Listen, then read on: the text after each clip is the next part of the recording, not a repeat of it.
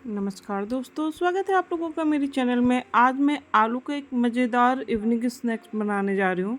तो चलिए शुरू करते हैं बनाना। सबसे पहले बॉईल किए हुए आलू ले रही हूँ। मैं यहाँ पे 3 से 4 आलू लिया है। मैशर की हेल्प से मैश कर देंगे अच्छी तरीके से।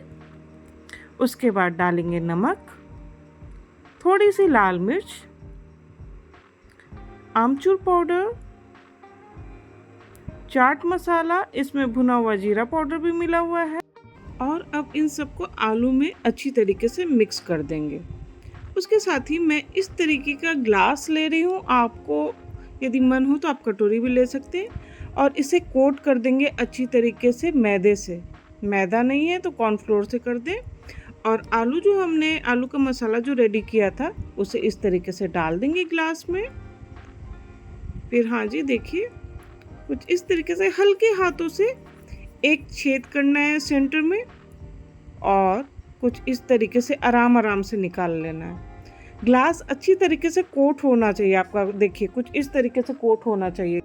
यहाँ पे हमारे आलू बास्केट सारे रेडी हो चुके हैं।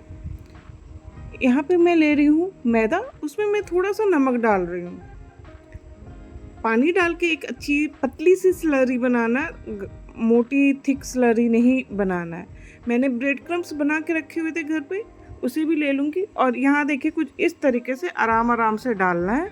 उसके बाद जो क्रम्स हैं ब्रेड क्रम्स, उससे चारों बगल अच्छी तरीके से कोट करना है, अंदर बाहर सब जगह।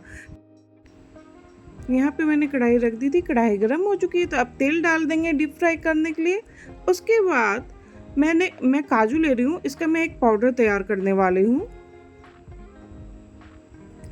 और यहाँ देखिए तेल भी गर्म हो चुका है। तो अब एक एक करके जो हमने आलू का बकेट बोल लीजिए, बास्केट बोल लीजिए, जो भी है वो तैयार किया हुआ है, धीरे धीरे आराम से पलट देंगे।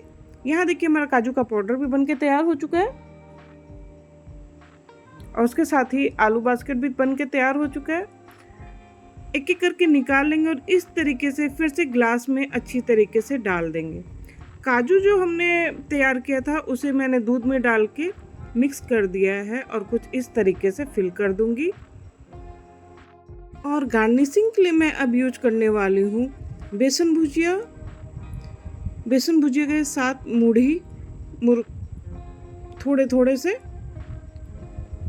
और मिंट, पुदीना का पत्ता, और उसके साथ ही मैंने चिप्स रखा हुआ था, चिप्स से गार्निश कर दूंगी। यहाँ पे हमारा नाश्ता तैयार है।